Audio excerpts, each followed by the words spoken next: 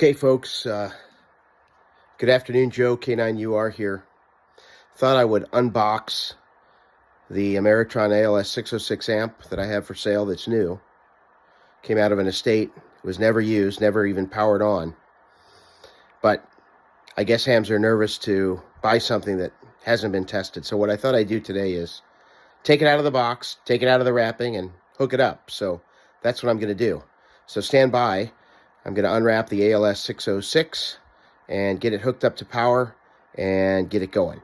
So stand by. We'll make a quick video. That way, if anybody has any questions, you can contact me through my QRZ email and potentially purchase a new amplifier for yourself.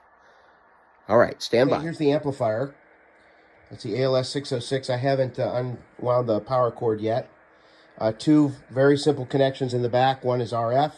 The other is for ALC and relay, and I'm going to use my ICOM IC738, which is a proven classic HF rig. I had it set up on the bench there. I was doing some calibration to it, and so I thought I would just use it for the purpose of testing our ALS-606. Again, never been fired up. I'm going to plug it in and turn it on and see what we get. Okay, just a note, the wiring is wired for 120 volts, so it'll plug into a standard wall outlet, and that's typically how I power these amplifiers. Again, that's using the lightweight switching power supply, which will work all day at 500 to 600 watts output. Okay, stand by. We're going to plug this in. Take you to the next step. These are great amplifiers for a beginner. Very simple to hook up. On the back panel, I've got coax going to the radio. I've got coax to the antenna. And I've got two cables here. I've got two RCA jacks. The red for the relay, which goes to the HF rig, and then the white for the ALC line to the HF rig. I'm using an ICOM. On the ICOM transceivers, they call the relay send, but it's the same thing. It provides the keying signal to turn the amplifier on and off every time you hit the PTT or the key on the transmitter. All right, stand by. We're going to power it up now that everything's connected and see how we do. We're going to go ahead and fire this amplifier up. A few warnings for those who have never used an amplifier before.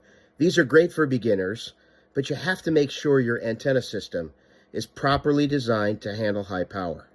That means no Amazon coax with the plastic blob on the end next to the connector. You should use good, genuine Amphenol connectors on your coax. Your coax cable should be high quality.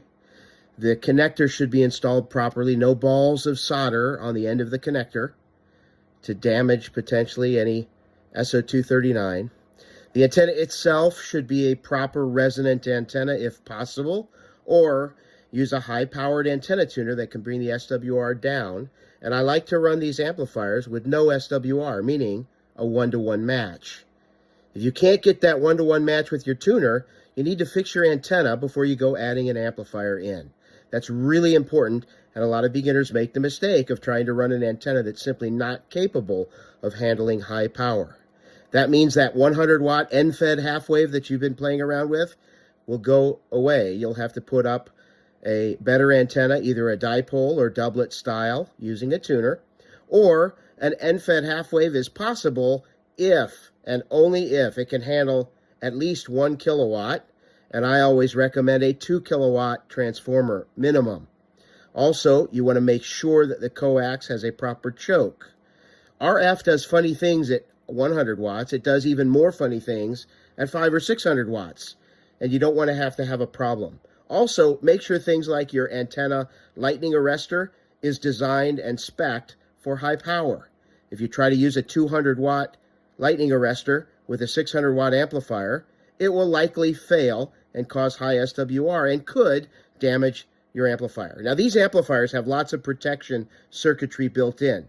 Overcurrent, overpower, overvoltage, and so forth. However, mistakes can happen, and they can be damaged. That's why I always say, make sure your antenna system is in proper order before you move to the next step, which is getting an HF amplifier. Okay, here we go. First thing I'm going to do is turn the rig on. Turn it on 15 meters. Let me change maybe to 20. I think 20 meters is a good band. All right, and we'll let me turn the volume down here a little bit.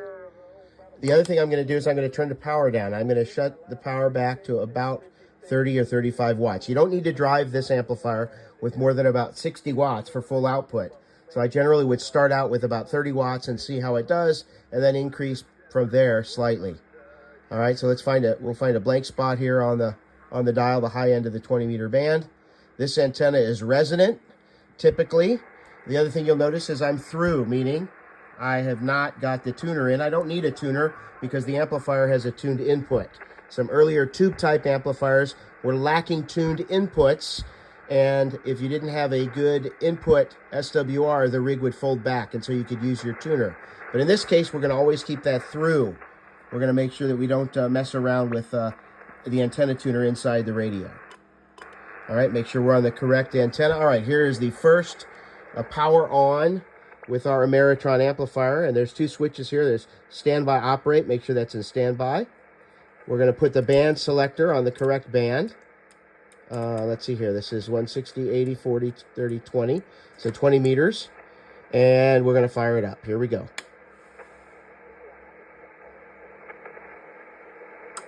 There it goes. Now don't panic. That little delay was just for the capacitors to charge up in the switching power supply. It's the first time it's ever been on, so it takes a minute for those to charge up. Okay, so this is your band selector switch. You can buy a cord or make one connected to your radio that will automatically change bands. So that would be, you'd place the amplifier into the remote position. But I don't have that cable. That's why that's blinking yellow. I don't have that cable available right now for my rig, so I'm just going to set it on 20 meters. There's reflected, there's high voltage, which is checking your voltage of your power supply. You can see the power supply voltage, the ALC, and then the current draw. And I'm going to leave this in the let's see, I'll leave this in the reflected power mode here. Okay, let me just pause here. Okay, just to clarify, the multimeter will always show on the left-hand scale, will always show forward power. The reflected power is going to be the meter that changes, and you can change it from reflected power to high voltage to ALC and to current. So that would be the current draw of the transistor. So one of the meters will always stay in position, the other will be utilized. As you can see here on the right hand meter is showing high voltage here of about 49 or 50 volts, which is right where it should be. All right, now the ALC control, ALC set, I generally leave that about 6. Let's give this a try. First thing I did, plug my straight key in so I get a carrier. What I'm going to do is I'm just going to take a quick peek here, set this on power output, check my power output of my transmitter. It's about 30 watts. Okay, and of course I can come over here and watch the same result on the amplifier. It's about 30 watts. Okay, so I got 30 watts going in. And of course my SWR is almost nothing. It's matched because I'm on a matched antenna. Let's now switch to operate. And let's check our output power. There you go. About 300 watts. You can also watch the power supply here. See the current draw. And so with 30 watts in, I'm getting 300 watts out. Okay, so you can kind of look at the meter there. You see the 0.1 is 100 watts or 0.1 kilowatts, 0.2, 0.3, 0.4, 0.5. So then we'll slowly turn up the power here. Let's do that. Bring my power up a little bit. Again, let me go to standby, check how much input power I'm putting in. I'll bring up a little bit more here. There we go. It's about 50 watts. There we go. Check our output.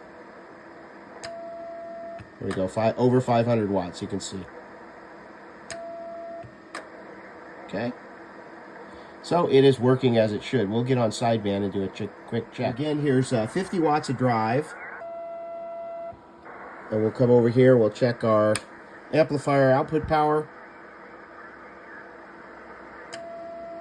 About 400 out. So that's pretty linear. Let's go to 70 watts of drive, which is about the most I would recommend to put into this amplifier. So let's adjust this here to 70 watts. Pump it up a little more. There we go. A little more. Not exact. Close enough. 70 watts or so of drive. Come over here, 70 watts of drive. Now let's turn our operate on. Here we go. About 550 watts, which is right where it's spec'd. The 606 will typically do, it's rated at 600. You don't want to push it too hard. It'll do 550, no problem all day long. Of course, it's got ALC, so it will throttle back. 600 watts. Okay? All right. So, we can turn on the ALC. Oops, turn it there.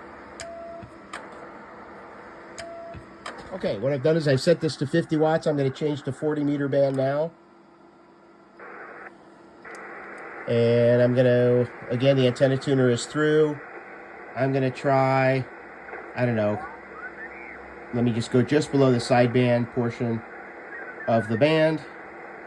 I don't want to cause QRM unnecessarily. So, again, we'll do a quick check. CW. Power output. Oops, got to turn my brake in on. There we go. 50 watts. Right at 50 watts. Let's change our band selector switch to 40 meter band. Okay. And go to operate. And let's check our power output and SWR. Here we go. Yep, about 450.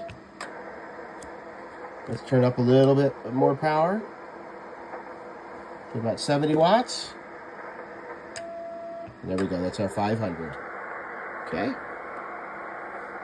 Again, what's our output power? About 70 watts. What's our amplifier power? About 500, right at 500, you can see that. All right, so that's the amplifier. It looks like it's working nicely. Let's make a contact or two and show that on the 9 United Radio. I was Whiskey 2. At Kilo 9 United Radio. Okay, 9 you are. Thank you, Indiana, Joe. I give you 5 and 9, 59 with me. Some QSB, but running well. Okay, very good, Giannis. 5 and 9 in Indiana tonight. Just testing an amplifier, first QSO with it. Nice to make contact, and hope everything is well over in Ljubljana today. Over. Okay, no trouble with the modulation, everything in order, Joe. The signal is not very powerful, but the conditions are not the best yet, so you will rocking in hour or so. But as usual opening this time in Slovenia. Joe, I appreciated the call, enjoyed the new amp, and regards from Slovenia to Indiana. Thank you. Okay, very good, Giannis. Thank you. 73 Vala Lepa, and we'll catch you again. Sugar 51 David X-Ray, K9 United Radio. Vala Lepa 73 from Slovenia. Thank you. You can hear how quiet it is. There is a fan on the side, so the rig is on the left of the amplifier to keep that fan clear. They keep the vent clear, rather. Let's see if we can hear that work this real weak POTA guy. We'll try.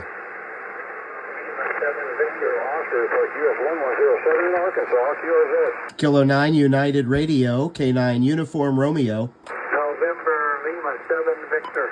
I got a couple of you there. Kilo 9 Uniform Romeo, please. Loud and clear. Julio 9 Joe in Arkansas. Oh, terrific. Okay, I'm just checking out a new amplifier here. Thank you for the 30 over 9. You're 5 and 7, 57 in Indiana tonight. Over.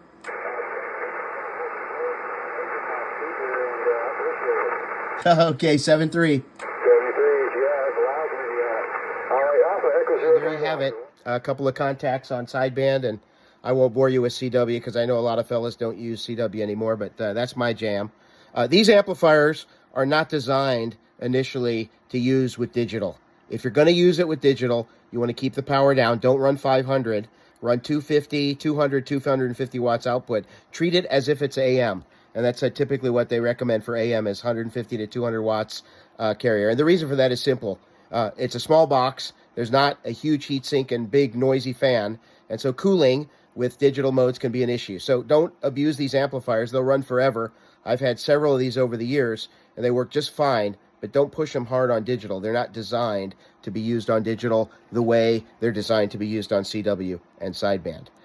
So the retail price on this was $24.99 plus a 7% sales tax and shipping.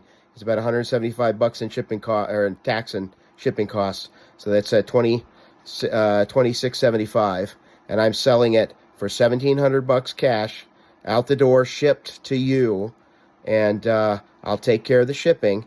I accept Zelle, and you can contact me by my QRZ email, and I'm happy to give you a phone call back. We can talk about it and make a deal. So anyway, great amplifier. And again, the reason I wouldn't keep it myself is I've got a couple amplifiers already that are solid state, so don't need another one here in the shack. Going to pass this along to somebody for a good deal, and hopefully you'll get years of enjoyment out of it. 73, Joe, K9, you are good in the call book.